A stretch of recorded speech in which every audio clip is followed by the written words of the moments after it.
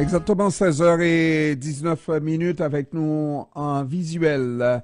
Sylvana Wallace, elle est secrétaire de l'Alliance des intervenantes en milieu familial de la région de Montréal. Bon après-midi, Madame Wallace. Bonjour, Monsieur Pierre. Ça va bien, Madame Wallace? Ça va très bien. Ouais. Je peux pas te demander mieux pour l'instant. Bon, alors donc tout le monde est satisfait. Vous avez négocié, ça a duré, ma foi, un petit peu plus qu'un mois hein, de négociations intensives avec les pressions à chaque semaine. Ben, vous avez bien dit un mois à pression progressive, exactement, mais on n'oubliera pas qu'on a débuté il y a plus que 20 mois. Mhm. Donc, ça arrivait à la fin. Euh, L'entente de service est déjà sur la table. Alors là, maintenant, ce qu'on va faire, c'est procéder à la présenter à nos membres dans ces jours qui arrivera. Et par la suite, bien, il y aura un vote pour voir si elle est acceptée ou non telle que présentée. Alors, mais j'imagine que l'exécutif recommande l'acceptation de cette entente puisque c'est l'exécutif qui a signé cette entente de principe. Donc, on va commencer par dire que c'est le comité de négociation qui a accepté cette entente. Et par la suite, elle va être présentée à l'ensemble des membres, incluant l'exécutif. Et par la suite, on verra qu'est-ce qui se passe. Et naturellement, on ne rentrera pas dans les détails. Je comprends que normalement, on doit présenter cette entente aux membres et ne devrait pas, ces membres ne devraient pas en savoir plus par les médias que de l'avoir confronté et de l'avoir vu pour savoir si elles, généralement des femmes, n'est-ce pas, vont accepter cette entente-là. Mais en gros, on peut dire que oui, il y a des gains et ça peut équilibrer les choses d'une certaine manière parce que j'ai entendu des situations extrêmement graves, entre autres des garderies en milieu familial qui fermaient littéralement leurs portes. Exactement. Ce qui est, pour l'instant, ce qui nous attire le plus de tout cela, c'est que ils ont mis l'épaule à la roue, puis ils ont finalement eu un temps réservé pour négocier comme il faut. Et ils ont compris le besoin qu'il y avait, qui était extrême. Alors, je crois que ça va faire aussi en sorte qu'on comprenne les offres qu'ils ont eues. C'est sûr qu'il y a des demandes qu'on verra par la suite si on peut les concéder. On verra avec les membres.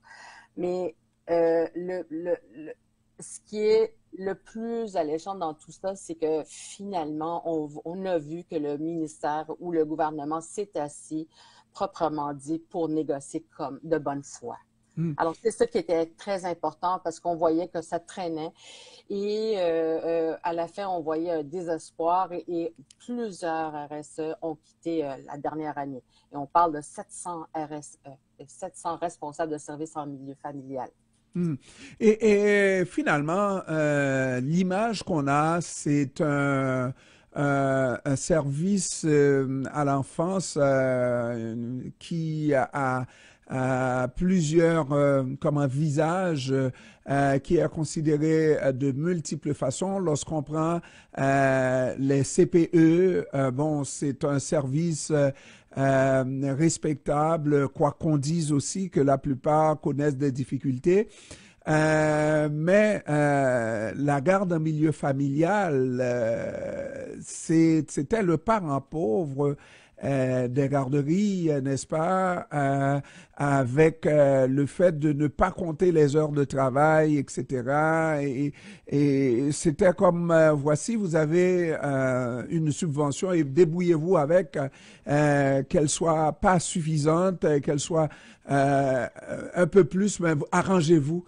Alors que, est-ce que vous avez l'impression qu'avec cette nouvelle entente, on prend en considération que les Québécois méritent d'avoir, quel que ce soit garde en milieu familial ou alors CPE, un service de garde digne de ce nom et pour lequel on traite tout le monde sur un même pied d'égalité.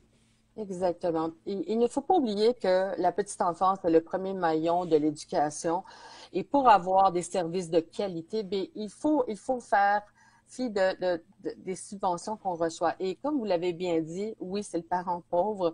Et il fallait prendre en considération aussi que mais ça faisait 3 ans qu'il n'y avait pas de- d'augmentation de cette subvention-là, mais pourtant, on avait subi toutes les, les, les, les prix, les augmentations de prix, l'inflation, les services, tout ce qui pouvait toucher un service de garde.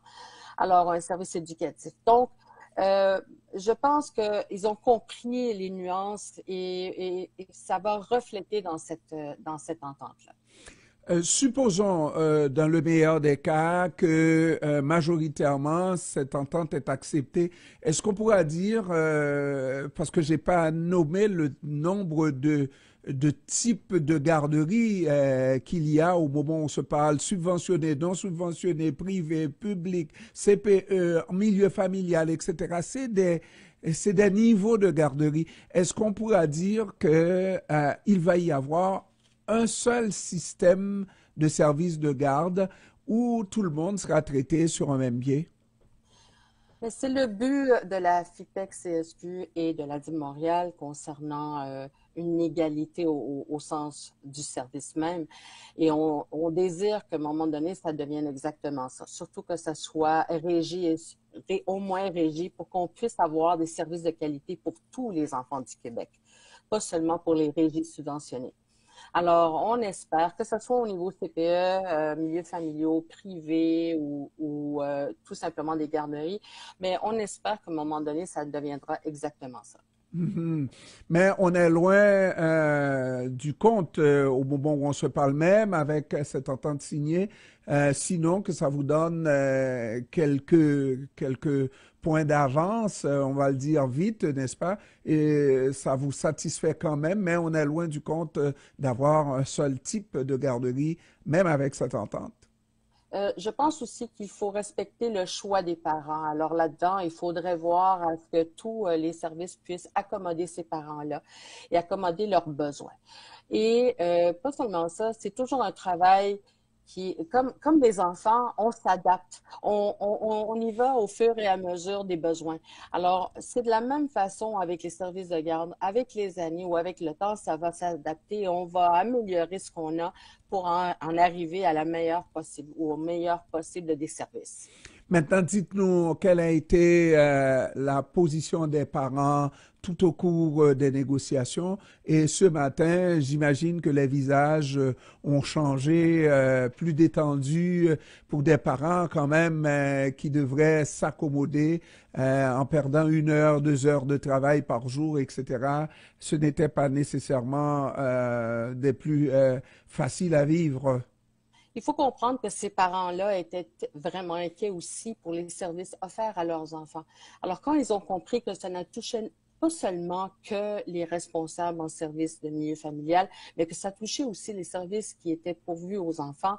Alors là, ils ont compris qu'il fallait aussi se rallier pour faire comprendre au ministère ou au gouvernement que le besoin était de son côté aussi pressant. Et ces parents-là nous ont appuyés, nous ont soutenus tout au long de ces 4 semaines. Et d'ailleurs, les actions concertées ont été conçues pour nuire le moindrement possible les parents. Ça a été conçu pour venir faire comprendre aux parents qu'il y a un besoin et ils l'ont démontré. C'est sûr que ce matin, quand on a informé, ben d'ailleurs, les parents ont appelé hier parce qu'ils l'ont su dans les nouvelles aussi, pour voir si c'était une réalité. C'est sûr que ça les soulage de voir qu'ils sont à service complet, mais ça leur soulage aussi de savoir que leurs enfants vont recevoir des services de qualité. C'est ce qui est primordial. Mais des services de qualité surtout avec des gens qui sont comment pleinement rémunérés, qui sont satisfaits et qui ont le sourire en accueillant, qui ont le sourire l'après-midi lorsque les parents... Mais des gens qui sont insatisfaits risquent d'être de mauvaise humeur. Et puis on peut comprendre ça, nous sommes tous des humains, pas vrai? Absolument. Mais je vais vous dire que la grande majorité des parents ont soutenu et ont appuyé ce mouvement-là. D'ailleurs, je vais vous dire qu'une des grandes inquiétudes qu'on a toujours eues, c'est le manque de relève. Alors, on espère qu'avec ces bonnes conditions qu'on puisse avoir et toujours en s'améliorant, on va pouvoir avoir une relève pour notre futur, pour ces enfants qui vont venir.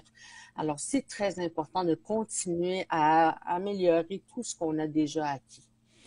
Voilà, moi je pense que nous avons tout dit, Sylvana Wallace. Naturellement, nous allons suivre la présentation de cette entente qui est une entente de principe, n'est-ce pas, pour voir si les syndiqués, on peut parler de syndiqués, pas vrai, n'est-ce pas, accepteront cette entente de principe et que ça rentre en fonction pour en finir totalement avec ces moyens de pression. Sylvana Wallace est secrétaire de l'Alliance des intervenantes en milieu familial de la région de Montréal. Je vous remercie, Madame Wallace, d'avoir pris du temps de nous parler cet après-midi et je vous souhaite encore une fois bonne chance.